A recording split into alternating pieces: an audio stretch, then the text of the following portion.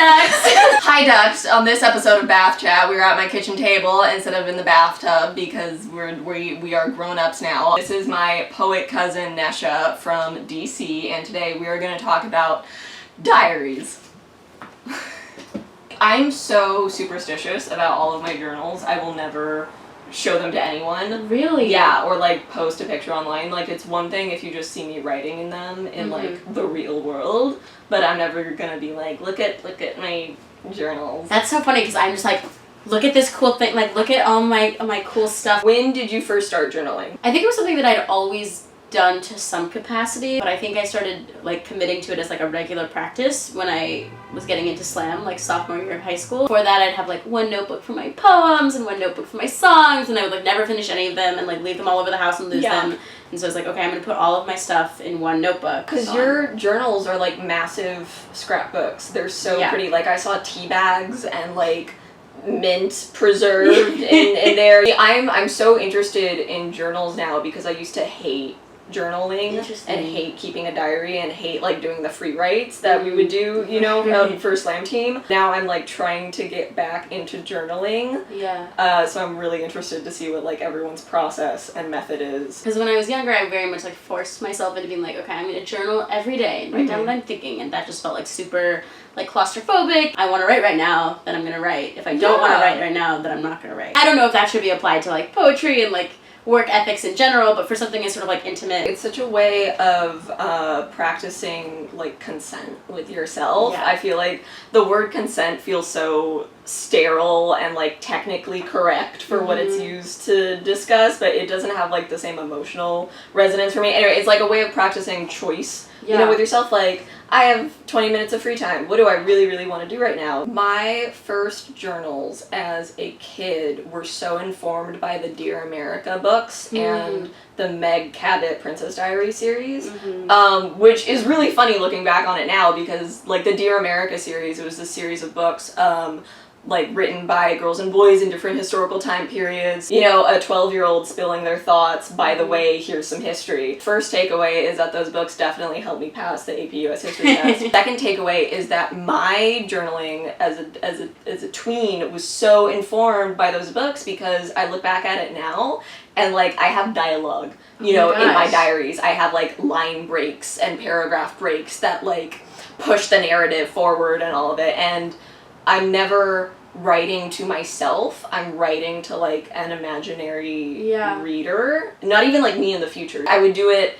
every other year from like 9 to 14 or whatever, because I would do these like really intense like narrative scenes for a week and then I would get tired of it because that's not what you're supposed to do in a journal. Like, those were fictional books. This was my real life. And then it doesn't feel natural. It feels like forced and like not genuine necessarily. I didn't consider the emotional component of it, which for me is like what journaling is now. I think it's really interesting how what you're reading kind of impacts the way you write and the way you think. A lot of my past notebooks haven't been as journal heavy, but I was reading Parable of the Sower by Octavia Butler this year, just like told through journal entries, and I'm like, oh, I'm really drawn to this narrator and the way in which she's documenting her thoughts, and so it became this like regular thing for me. Like, literally, I think in my first entry in this notebook, I'm like, this is the book that I'm reading, and this like that's why I'm writing it. And you can kind of see my writing shift sort of depending on if I'm like coming off of like, if I'm reading poetry, like my writing's like very lyrical, and it isn't necessarily one is like more genuine than the other, and like I'm not forcing it to be poetic. It's like that's the content that I've been taking in, so it comes out in my writing. I'm pulled back to where I was in that place when I read those entries. Also, your handwriting is so neat. Oh, thank you. Can I say that? Very vividly remember like through my childhood like getting bored of my handwriting and then making like a conscious effort to change it. I'd be like, I want more swirls in my handwriting or something. Gosh. So much of the physical act of journaling feels important to me, where you have like a little book that you just carry around with you and you have a pen. For me, keeping some kind of secret online blog, it wasn't the same because I remember I had like a secret Tumblr or whatever when I was like 17 and like really going through it. Having the phone was convenient because I could do it on the bus or like in class when I was like privately melting down and no one would look at me weird, whereas like if I pulled out like my very pretty journal and like scribbled in it. And sometimes I really needed that sort of detachment. This is just happening on my thumb. with thumb. I don't have to look at it. The lack of physicality, the impermanence of it actually helped in some cases. I know so many poets who like have never kept a notebook, who just like type it on their phone. Yeah. And like, if it works for them, it works for them. You know, sometimes I think if you're going through really intense feelings, that impermanence is like really important. I mean, I feel like that's why I'll like emotionally tweet something and then like be like, oh God, why did I tweet that? And just send it off into the void. It does ground you in a certain way. Like I think it's been very important this past year. Like I'm 20 now, but 19, and being like so like feeling like my brain is on fire all the time. And like I remember very vividly like waking up one morning and feeling like crap and just like sitting down and like taking out my notebook and like writing this entry about like very vivid detail about why I felt like crap. And then at like 2 p.m. I was like sitting in a cafe and I'm like writing. I take out my notebook and I'm like, I'm very content with where my life is right now. Macaroni believes in like honoring the value of your emotions as you feel them. He absolutely does. Writing when I'm really angry or sad in my journal is important because it just helps me to be able to see those thoughts on a page, honor them by actually writing them out, and it's the physical act of it, but also recording the moments when I'm really happy and feeling peaceful and content. That's just as important. I've been getting into meditation a little bit, and the big thing. Thank you. I'm really trying. Taught that we have like bad thoughts and we have good thoughts, we have good feelings and bad feelings, but one of the big things from my weak and beginning understanding of it is like, no, they're all just feelings. It's all just thoughts. There's a meditation from like Headspace that I've been doing a lot where you count to 10 with your breath, and then every time that you have like a thought or feeling, you just say, you know, you acknowledge it. You go thought, feeling. You don't like sit in it. You don't go, oh, that's a bad thought, or oh, this feels nice, right? You just go, that's that. Next breath. Journaling feels like a bunch of papers worth of that breathing cycle. My mom actually told me that was something that she did when she was younger, and that was ultimately why it like never lasted with her, was because she would only journal when she like felt really upset, and like it provided that salve and that release that is so like needed in those moments, but she also became to associate it with these like painful moments. When I was younger, I would only journal when I was happy or when I had like fun things to talk about. Like it was all just a list of crushes and like, why won't this boy kiss me if we've been hanging out for 2 weeks? Things were going on, you know, in my life that were not happy, that still needed acknowledgement. When this was something we talked about in class when I was reading Octavia Butler's book, is like one of the ways that you can sort of tell where a person is at is like what they're including in their journal entries versus what they're not. Like what you don't include can also tell a lot about like what a person is going through. We love an unreliable narrator. Oh, how do you pick your journals? Ever since I started getting really into poetry, every like Hanukkah, birthday, graduation, I get like tons of notebooks. Oh my god, yeah. So my friend made this print, I don't know if they can see it says like house, home, and then it has like a little girl in a house, and a little nesha. I want to feel comfortable writing in it. But I know people who love like the black, like moleskin, like very basic, like it's, you know, it works. Yeah, it's so, I think it's very classic and timeless, and like I've just sort of gotten into this pattern of having like fun, like extra kind of journals. Well, I remember at Young Arts, you pulled out, like everyone was pulling out their tiny little notebooks, and then you pulled out your massive like Kabbalah it said like Viva la Mujer on the front. And you open it up and it's like fits in your lap, and I was like, she's a poet. That was the notebook that had the most art in it because it had these enormous blank like sketchbook pages. So it's kind of cool seeing how like actually the physical notebook impacts the content in it. I'm very much a moleskin gal, or they're so classic. Or like knockoff moleskins. I don't care. I even go down to art stores at the end of the year and they have like all the little date books that will be defunct, you know, in a week's time, and I take those because they're cheaper and they're like still very good quality, and then I just write over all the calendar pages. Those ones I keep for poetry because it feels like so fun and transgressive to just be writing across the boxes of calendars. Whenever I finish a notebook and get a new one, I'm so excited. Like it's like so like like the satisfaction of like filling up all the pages in a notebook and like knowing when I started it and when I ended it, and like having like associating that to like a period of my life, and then also like that clean, fresh page. What do you document in your journal? Because I have like writing notebooks, and then I have my like brain journal. Because I like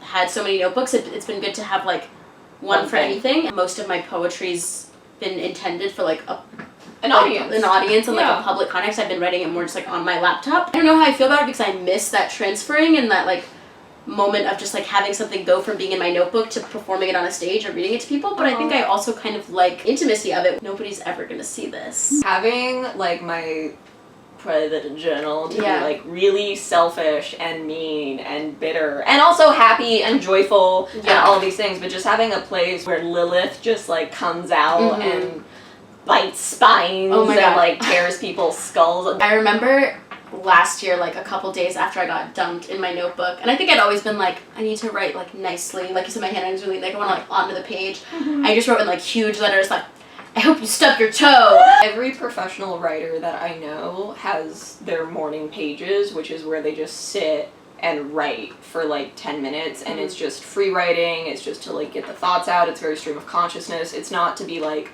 plucked from or polished or edited later, it's just like blah, and then you know you go on to the stuff that you're really working on. And I'm so glad that we learned the process of free writing when we were on our respective slam teams. Yeah, I'm like trying to like maintain my East Coast decorum. Aggressive pride. We have vitamin D here. We have the sun. We were talking about this earlier and being like, I don't know if I ever actually took a line from my free writes, but I was thinking about that, like what actually is the function of it, and I really think it's to like get into a habit of writing without judgment. Even in those moments where you're like, I know I'm just supposed to be writing whatever pops into my head, you want to like censor it in this certain way. You can't edit before you're done with the first draft. Writing without judgment, thinking without judgment, feeling without judgment.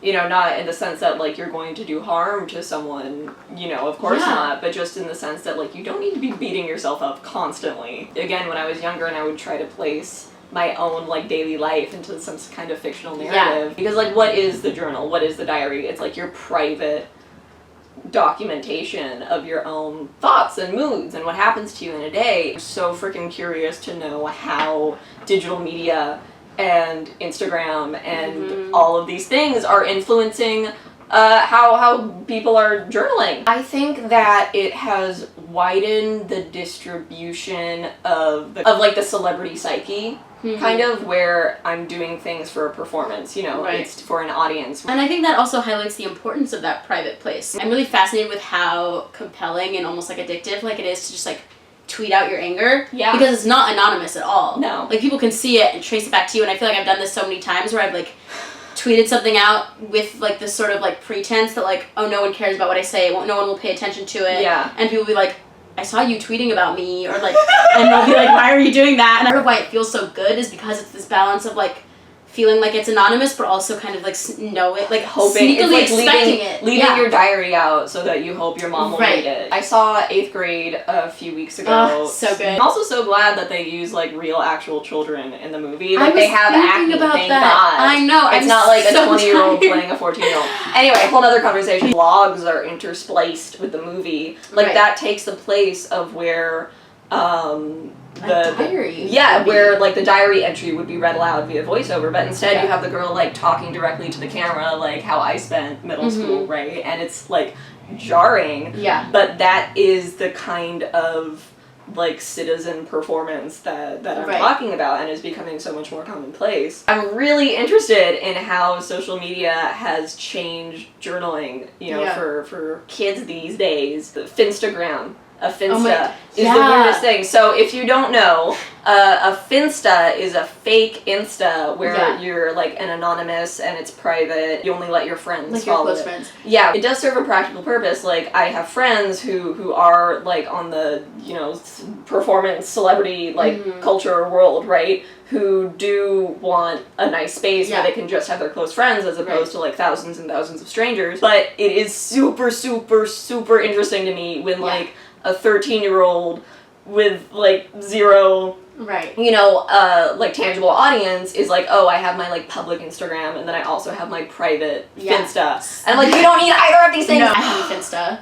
Do you? I do. How come I'm not allowed to follow it? You can totally follow it. I'm sorry. You. I was so resistant to it for such a long time because I'm like, anything that I don't feel comfortable posting on the internet for whoever follows me to see, I shouldn't be posting. It did take on this sort of like mode of resistance of being like, hey, look at my armpit on Instagram. When I've come to associate Instagram with like this very polished internet persona. And you still keep it like a real journal. Oh yeah, and maybe that's part of why I don't feel compelled to post on Finsta. Yeah. So I think another impact of the internet is like language becomes super condensed. Yeah. Into like you can say five different things with an emoji. Actually giving words like a page full, giving your brain that room to spread out. One of the psychologists that I draw from for trauma theory is Bessel van der Kolk, who wrote The Body Keeps the Score, one of my favorite psychology books, and he has a whole section just on writing as therapy. Being able to write about something that happened to you is necessary, to the healing process. You need to be able to put it in a narrative, and the story needs to have a beginning, a middle, and end, as opposed to just being recollections and flashbacks. However, the healing witnessed and observed when people are able to write it out, that's not the same when you're doing it for an audience. If patients are told, write out your story and you can keep it to yourself, or you can talk about it with a therapist, like that's fine, but if it's like, write out your story and then you're gonna share with the rest of the group, it doesn't work. Sometimes, like, I've had workshops where the counselor or the teacher or whomever is like, okay, you're gonna write about the worst thing that ever happened to you and make it into a poem in the next hour. And then you're gonna leave this room and I'm never gonna talk to you again, but that better be a good poem that you're writing right now. I mean, I remember coming back from Brave New Voices and like being shocked at how poets would like break down on stage, and I'm like, is this what you're supposed to do? There's a difference between catharsis, which is what I, feel when I write in my journal, versus you just handed me 2 buckets full of my own tears and I don't know how I'm supposed to hold And all there's a huge this. difference between like the joy and exhilaration of performing a poem in front of an audience and having them clap and like it. Yeah. And like being pushed into, like I remember literally dangerous situations. Yeah, being on the plane ride back from Brave New Voices and having Liz Acevedo, who was my coach at the time, she's a wonderful poet, wonderful novelist, tell me, she's like, I think about my performance to a certain, it is a performance. Like, it's not therapy. It can feel therapeutic, but poetry isn't therapy. Therapy is therapy. Having her tell me, like, I'm not going to perform a poem where I think I'm going to break down crying because, like, that's a disservice to the people who've like paid money to see me. You want to perform poems that you are ready to perform and that are ready to be received. In my writing, I don't want to write about things. I want to write around them. Like it's a maypole and I have like a ribbon and I'm just like running around and around until I have it all tied up. My goal is to be able to write about trauma without it being immediately triggering to the reader. Ariana Grande has a really good interview segment where she talks about like her own mental health process in like the last couple of years, and it's incredible. I'm gonna link to that and a bunch of other stuff in the description. She does have some songs that are literally like symptoms that I identify with. Like she's talking about dissociation on some of those songs, and it's awesome and I'm gonna dance to it. But not all of the songs are like that. They're not all these slow ballads, because she also wants to provide a place where people can like, dance and be happy and have that kind of joy. So all my poems are dedicated to Ariana Grande. You can talk about serious things and like demand the audience's accountability and like bring light to it without it taking 30 years off your life. That's why I'm trying to meditate. Your mom just told me to like eat more artichokes. That too. Meditate and eat artichokes and keep a journal. And live forever. Well, that is all the time that we have for today, because I literally need to catch a plane. So today's fact is that after you watch this video, or first thing in the morning, whatever really works for you, you should take a journal or a piece of paper and just write for 10 minutes and don't let your pen stop. I do this at the start of every poetry workshop that I teach, and it's great. Kids love it, adults love it, it's fun for the whole family. I am interested, like, if you do keep a journal, and whether it's a physical journal or if it's like a secret blog, or do you have like a physical journal or an online journal?